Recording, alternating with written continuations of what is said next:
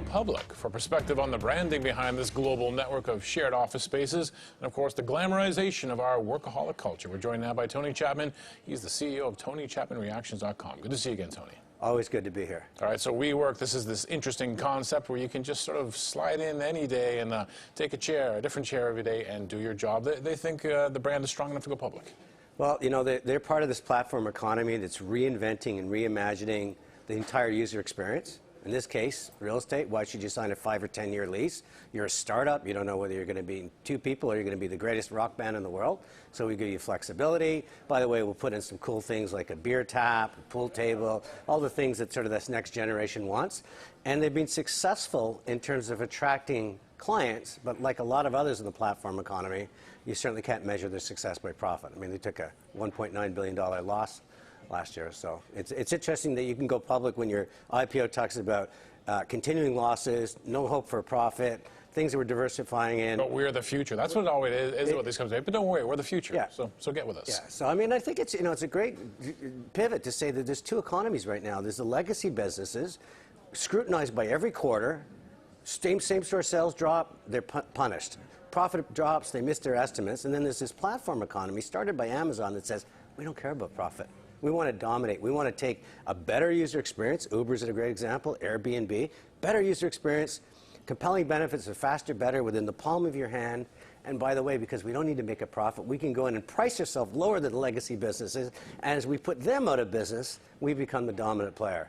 And I think that's what history will look back and say in these Ubers of the world, and in this case, what we're seeing today with the workplace is this strategy going to be successful? Will they ever get to the point where they're dominant enough that they can start playing with pricing, knowing they don't have any real competition? And if that's the case, then it's going to be the investment of a lifetime for people. But if they don't, Amazon's yet to make profit on the retail side. If they don't, then people are going to be sitting, these shareholders, chasing these lofty valuations, and they'll just keep tapping into cheap capital. So it's an interesting time to see legacy versus new economy, different set of rules, and ultimately who's going to be crowned ruler.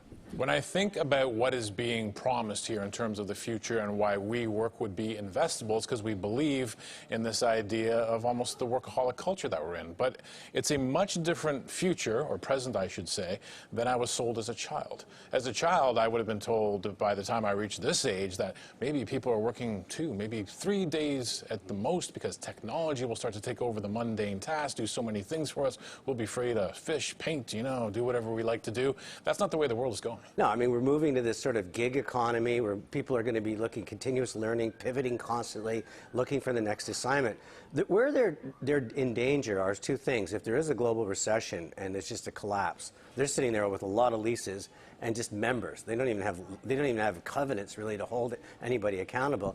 And the second thing is with the cloud is a lot of the people that are really good now are realizing I don't have to work near shipping lanes and truck lanes in major cities where there's congestion. I can go and set up my shop anywhere and I can just access the cloud. So maybe I'll take a nice $200,000 affordable house in Halifax and Nova Scotia and collaborate with people all over the world. So tough model for them to sustain, but they've done what everybody else in the platform. First mover advantage, build your brand, invest, take cheap capital out of the market, keep building it and building it, try to get yourself a dominant position. But again, they've got to play across a lot of major cities to hold with. Yeah, that's an interesting point you raised, because you think about even though WeWork is, shaking up the space, disrupting things, and you don't worry about getting an office, just come in here, drop in, do when you work, we're still talking about major urban centers. If that trend then goes away, and as you say, technology, 5G is supposed to allow us to do anything in the blink of an eye anywhere, that could be really disruptive to these kinds of businesses. It's going to be completely disruptive because, again, this next generation of thinkers and creative people coming down and squeezing into a subway like we were told we had to do, and coming to an office building and not even be able to afford a house and all the other things. Their work-life balance is a very different metric. They might be working hard, but they're playing hard. And I think that's the Achilles heel in this brand, is to say, you can't possibly be the dominant player in every city. So if you pick the big bets, what they are, the New York, the Londons, obviously with SoftBank, they're very strong in Japan and Asia and China. You pick those bets, yeah, maybe, but I think down the road there's 2 big forces of change that could disrupt them. But again, with this platform economy, it doesn't seem to matter because you can put everything that's going to go wrong in your business and still realize these lofty share prices. On a personal note, would you be a user of this kind of service? I mean, the kind of work you do, I know you do a lot of speaking engagements, you're bouncing around, but does this make sense to you and the kind of work that you do, that you just slide into a WeWork to get your job? No, if I was collaborating with people, possibly, a startup where you want to bring together some people, there's something about being with like-minded people and the energy of other startups, and next thing you know, someone's coming in and they're whiteboard, and you get a real fusion, and that's what they're after, this startup community. If I was this company, I'd be going and saying, I'm going to lock up every university, major university that's got an incubator, and put student residents and put the incubator. We will manage that for you as a university, and that is where I think they can really fish. But the idea of just everywhere that there happens to be empty space, it's a tough play to be, because they're taking advantage of distressed price in real estate. Mostly department stores is where they get their real estate, the top 5 floors of it. But that's not necessarily the right strategy going forward. All right, Tony, always great to have you here. Thanks for having me. Tony Chapman is the CEO of TonyChapmanReactions.com.